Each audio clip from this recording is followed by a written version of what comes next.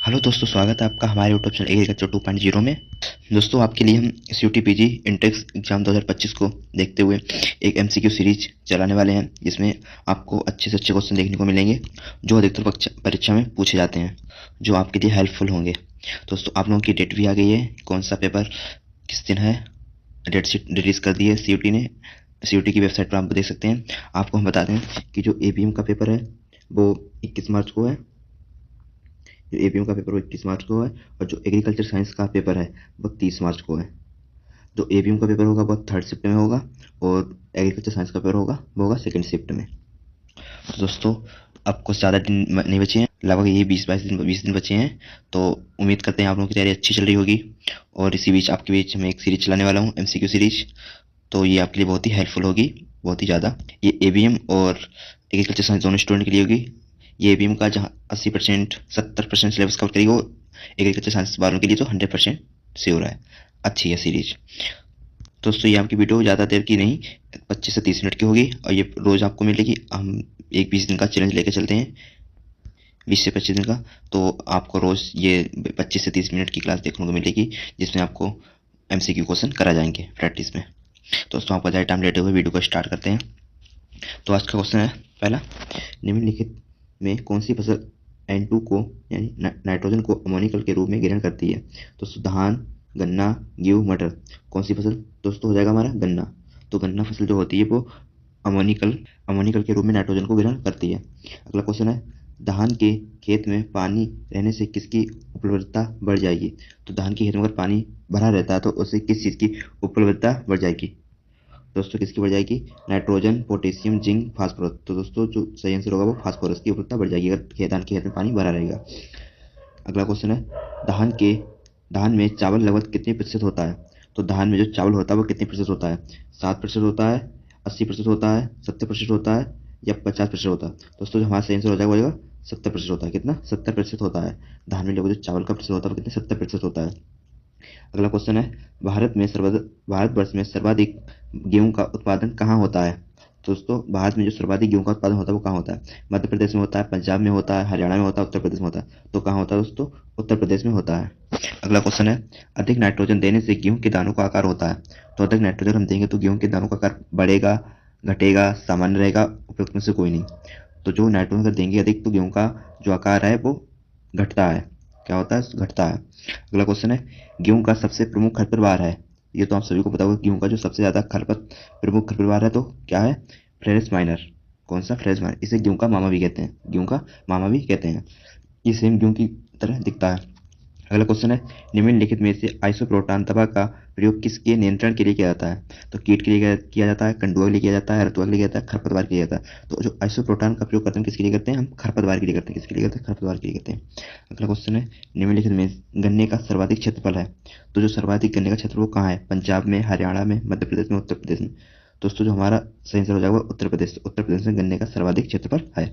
अगला क्वेश्चन, बोना गेहूं का पिता किसे कहा जाता है? यानी जो ड्रॉप वीट होता है उसका फादर किसे कहते हैं? तो जेसी बोराव कहते हैं, एमएस स्वामीनाथन कहते हैं, एनी बोरलाव कहते हैं, एसजी खुराना कहते हैं। तो गेहूं जो बोना गेहूं उसका पिता किसे कहते हैं?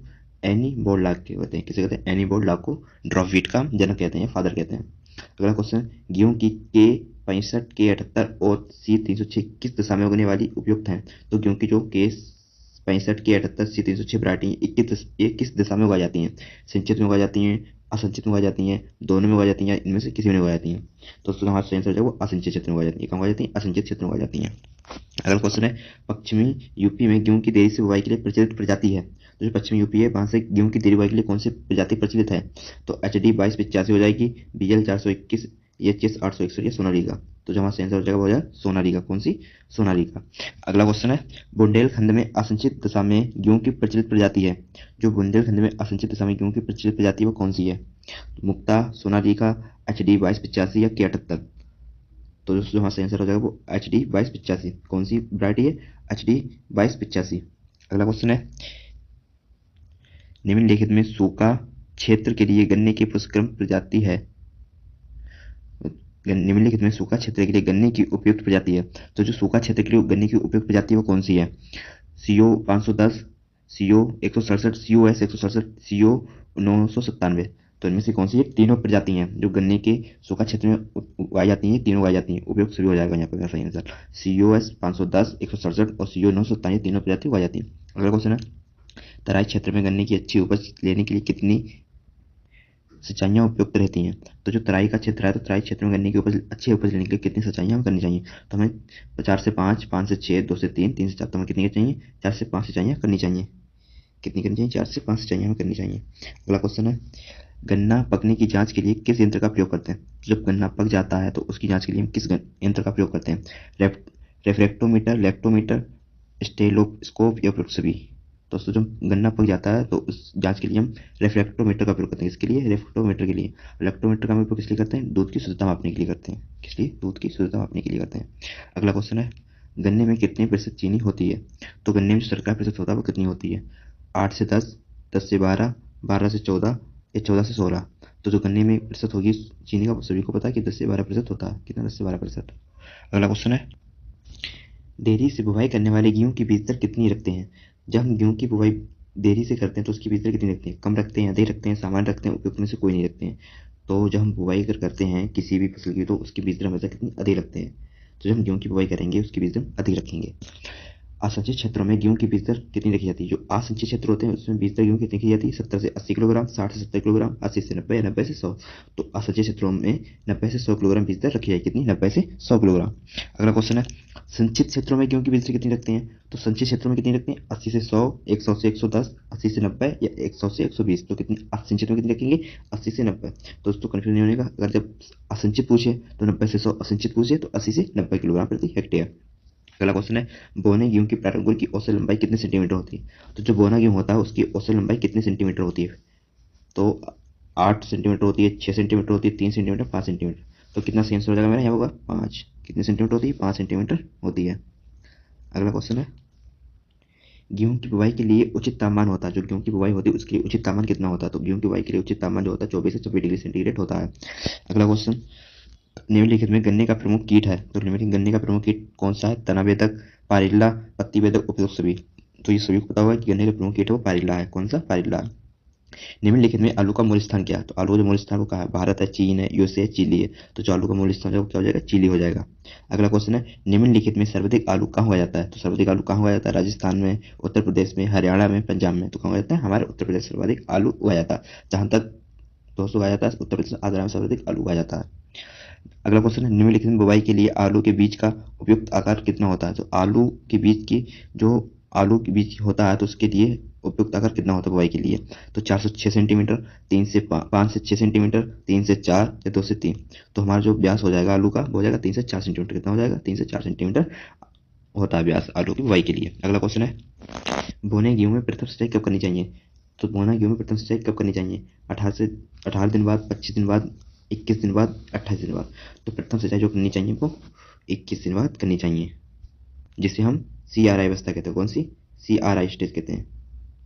CRI अवस्था कहते हैं इसे। ठीक है, ये बहुत ही, अगर क्रिटिकल स्टेज पूछे तो भी यही होगी कि अगर गेहूं की सबसे क्रिटिकल स्टेज कौन सी है तो CRI स्टेज है। ठीक है, ये 21 दिन बाद जो होती है, इसमें सिंचाई करना बहुत जरूरी होता है गेहूं के लिए। अगला क्वेश्चन है, आलू भंडारण के लिए उपयुक्त तापमान कितना होना चाहिए? आलू भंडारण के लिए उपयुक्त तापमान कितना होना चाहिए? तो 1 से 2.5 डिग्री सेंटीग्रेड, 2.5 से 4 डिग्री सेंटीग्रेड, 3 से 5 डिग्री सेंटीग्रेड या 2.5 से 3.5 सेंटीग्रेड। तो जो उपयुक्त तापमान होना चाहिए वो 1 से 2.5 सेंटीग्रेड होना चाहिए। अगला क्वेश्चन, रबी की मक्का के लिए उपयुक्त प्रजाति है। तो रबी मक्का बोया जाता है तो उसके लिए उपयुक्त प्रजाति कौन सी है? देसी, संकुल, उपयुक्त में से कोई नहीं, या संकर?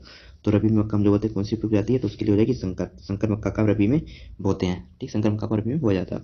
बाजरे की बुआई का उपयुक्त समय क्या? तो बाजरे की बुआई के लिए उपयुक्त समय क्या है? मध्य जुलाई, जून, अगस्त या फिर मध्य सितंबर। तो जो बाजरे की बुआई करते हैं तो उसके उपयुक्त समय क्या हो जाएगा? मध्य जुलाई हो जाएगी। मध्य जुलाई में हम बाजरे की बुआई करते हैं। अगला क्वेश्चन है, बाजरे की देसी उन्नत प्रजाति क्या है? मैनपुरी, कंचन, CSH1 या श्वेता? तो इसकी जो नस्ल प्रजाति हो जाएगी वो हो जाएगी मैनपुर। कौन सी? मैनपुर। अगला क्वेश्चन है, निम्नलिखित में संकर ज्वार की सर्वप्रथम विकसित की गई प्रजाति है। तो सबसे पहले कौन सी प्रजाति विकसित की गई संकर ज्वार की? CSH1, विकास, गंगा सफेद वन, उपयुक्त में से कोई नहीं।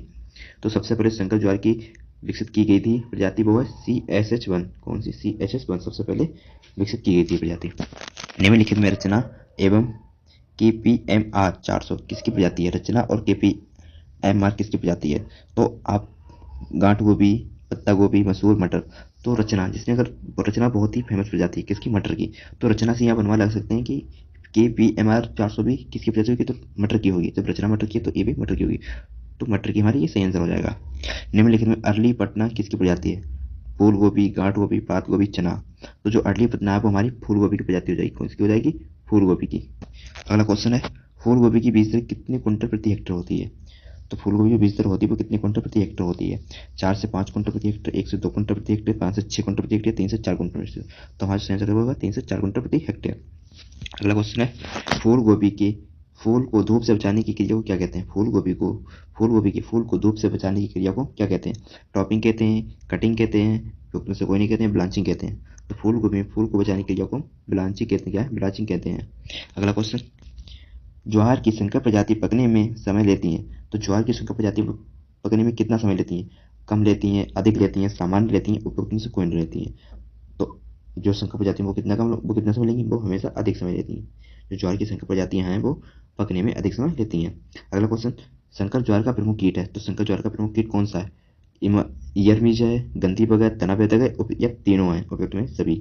तो जो संकर ज्वार का प्रमुख कीट हो जाएगा वो ईयरमिज होगा। कौन सा? ईयरमिज संकर ज्वार का बहुत ही प्रमुख कीट है ये। अगला क्वेश्चन है, हरित वाली रोग अधिक लगता है। तो हरित वाली रोग से आप पहचानेंगे कि ये रोग किसमें लगता है? मक्का में लगता है, जई में लगता है, गेहूं में लगता है, बाजरा में लगता है। तो जो हरित वाली रोग लगता है अधिक वो किसमें लगता है? वो बाजरा में लगता है। अब आप मुझे बताइए कि एंथ्रेक्नोज किसमें लगता है? कमेंट करके बताइएगा कि एंथ्रेक्नोज जो है वो किसका अधिक सबसे अधिक किसमें लगता है? एंथ्रेक्नोज। अगला क्वेश्चन है, गृह वाटिका के लिए मिर्च की उपयुक्त प्रजाति है। तो गृह वाटिका के लिए मिर्च की उपयुक्त प्रजाति कौन सी है? पूसा लाल, निफाद 53, चंचल, लाल गोल। तो ये कौन सी इसकी गृह वाटिका के लिए मिर्च की उपयुक्त प्रजाति है? तो जो हमारा सही आंसर हो जाएगा वो चंचल। कौन सी? चंचल। अगला क्वेश्चन है, पात गोभी की बीज दर प्रति हेक्टेयर कितनी रखते हैं? जो पात गोभी होती है उसकी बीज दर प्रति हेक्टेयर कितनी रखते हैं? 300 ग्राम, 400 ग्राम, 500 ग्राम, 600 ग्राम। तो पात गोभी की बीज दर कितनी रखते हैं?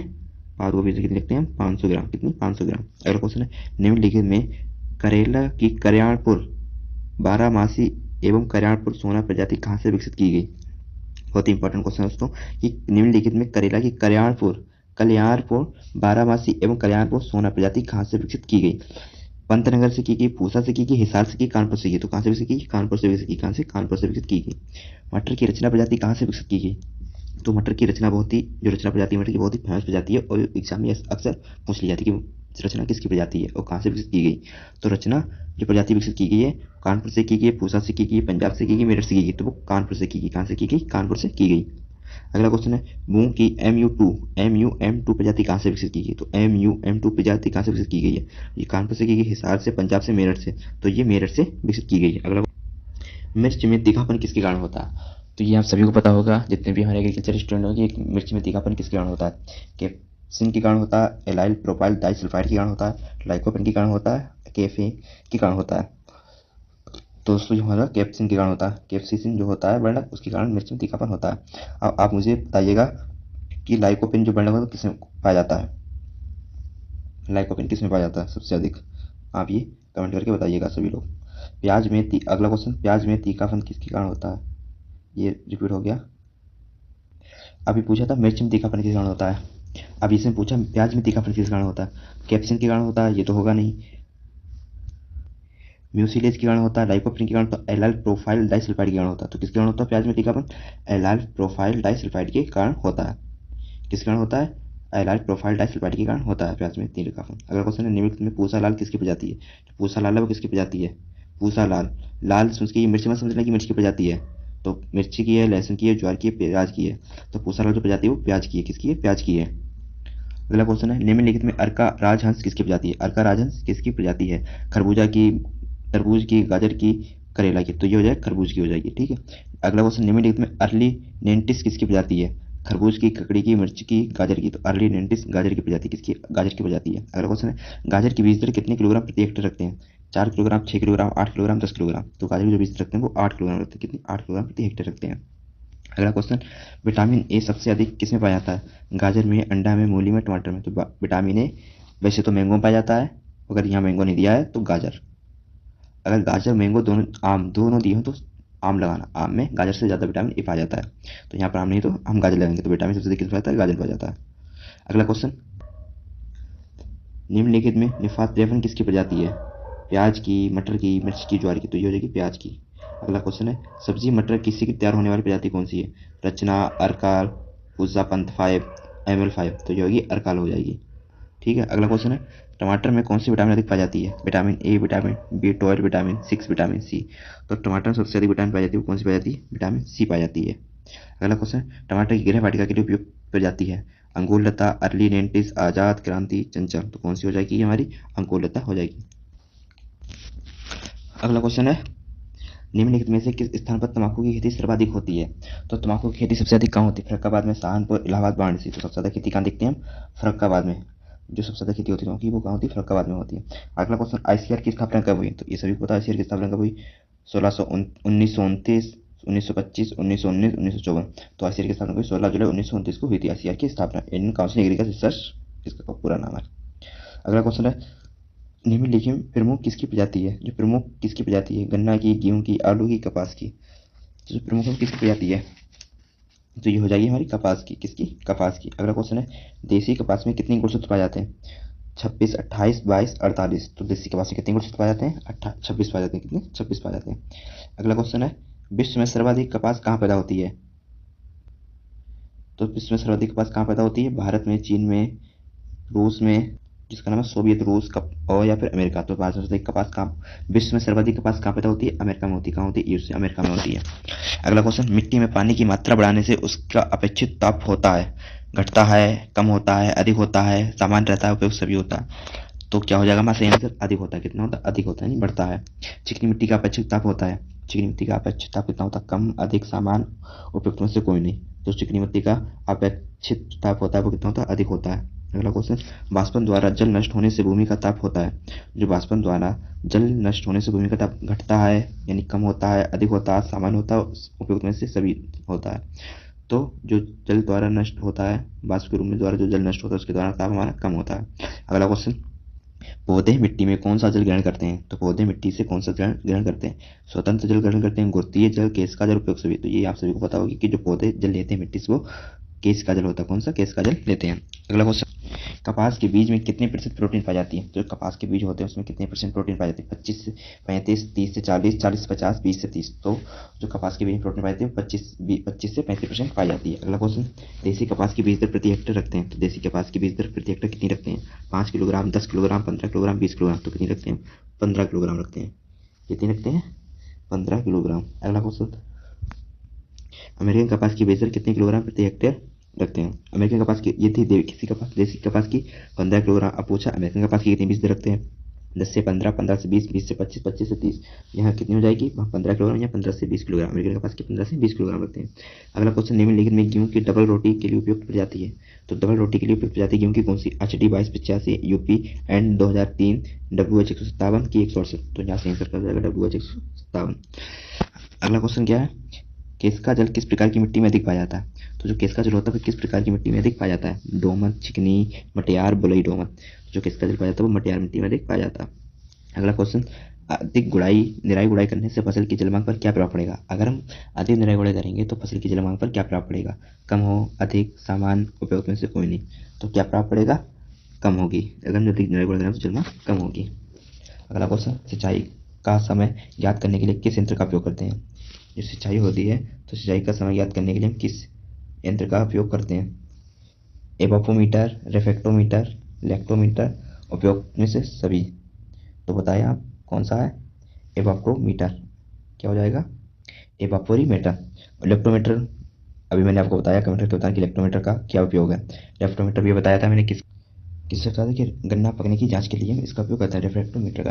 इलेक्ट्रोमीटर का किसके उपयोग करते हैं ये भी मैंने बताया था, आप कमेंट करके बताना। अगला क्वेश्चन, पौधे में ट्यूबर व जड़ का आकार बढ़ने में कौन सा तत्व सहायक होता है? तो ये हमारा नाइट्रोजन, फास्फोरस, गंधक, पोटेशियम?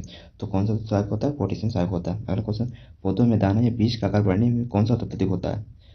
सहायक होता है। तो पौधे में दाना या बीज का आकार जब बढ़ता है तो उसमें कौन सा तत्व अधिक सहायक होता है? Phosphorus, potassium, nitrogen, zinc? तो इसमें भी कौन सा तत्व? फास्फोरस सहायक होता है। अगला क्वेश्चन, उर्वरक देने की पैलेट विधि किस फसल के लिए उपयुक्त है? तो उर्वरक देने की पैलेट विधि किस फसल के उपयुक्त है? मक्का, गेहूँ, धान, गन्ना, तो किसके लिए उपयुक्त है? धान के लिए उपयुक्त है। अगला क्वेश्चन, सिंचाई की कोड विधि किस फसल के लिए उपयुक्त है? जो सिंचाई की कोड विधि है वो किस लिए उपयुक्त है? गन्ना, गेहूँ, मक्का, आलू, तो ये आलू के लिए उपयुक्त है सिंचाई की कोड विधि। एक घन मीटर में कितने लीटर होते हैं? तो एक घन मीटर में कितने लीटर होते हैं? 1000 लीटर होते हैं, 10 लीटर होते हैं, 100 लीटर होते हैं, 10,000 लीटर होते हैं। तो एक घन में कितने लीटर होंगे? 1000 लीटर हो जाएंगे। अगला क्वेश्चन, एक पीएच घटने पर मिट्टी की अम्लता कितने गुना बढ़ जाती है? तो एक पीएच घटने के बाद मिट्टी की अम्लता कितने गुना बढ़ जाती है? 10, 50, 20, 100। तो 10 पीएच 10 गुना बढ़ जाती है। उत्तर प्रदेश में क्षारीय भूमि का क्षेत्रफल लगभग कितने लाख है? 10 से 12 लाख है, 14 से 15 लाख है, 12 से 14 लाख है, 15 16 लाख है। तो कितने लाख है? 12 से 14 लाख है। अगला क्वेश्चन, मिट्टी निम्न में सर्वाधिक जोड़ मिट्टी कहाँ पाई जाती है? उत्तर प्रदेश, राजस्थान, पंजाब, मध्य प्रदेश। जोड़ मिट्टी सबसे ज्यादा कहाँ पाई जाती है? उत्तर प्रदेश में पाई जाती है। निम्नलिखित में बाजरे की अर्गत अवरोधी प्रजाति है? मैनपुरी, कंचन, हाइब्रिड, बाजरा, वन, उपयोग सभी। तो बाजरे की अर्गत अवरोधी कौन सी प्रजाति है? मैनपुरी है। तो दोस्तों ये आपके कुछ आज के इंपॉर्टेंट क्वेश्चन थे। उम्मीद करते हैं आपको अच्छे लगेंगे और परीक्षा में आपके लिए बहुत ही हेल्पफुल होंगे। आपको आज की वीडियो बहुत पसंद आई होगी। अगर वीडियो अच्छी है तो वीडियो को लाइक, चैनल को सब्सक्राइब जरूर करें और कमेंट करके बताना। अगर कोई डाउट हो तो कमेंट में पूछना, आपका डाउट क्लियर किया जाएगा। इसके अतिरिक्त दोस्तों आपका कुछ टाइम और लेंगे, आपके लिए कुछ और एक्स्ट्रा पॉइंट बता रहे हैं जो आपको परीक्षा में हेल्पफुल होंगे। दोस्तों कभी कभी पूछ लेता है कि जो सबसे पहले कल्टीवेशन हुआ तो किस फसल का हुआ था और कब हुआ था? तो सबसे पहले जो कल्टीवेशन हुआ था वो वीट का हुआ था। किसका हुआ था? वीट एंड बार्ले का। वीट एंड बार्ले का। ये कब इंट्रोड्यूस हुआ था? ये हुआ था 7500 BC में। कब हुआ था? 7500 BC में सबसे पहले जो कल्टीवेशन हुआ था तो वीट बार्ले का हुआ 7500 BC में हुआ था।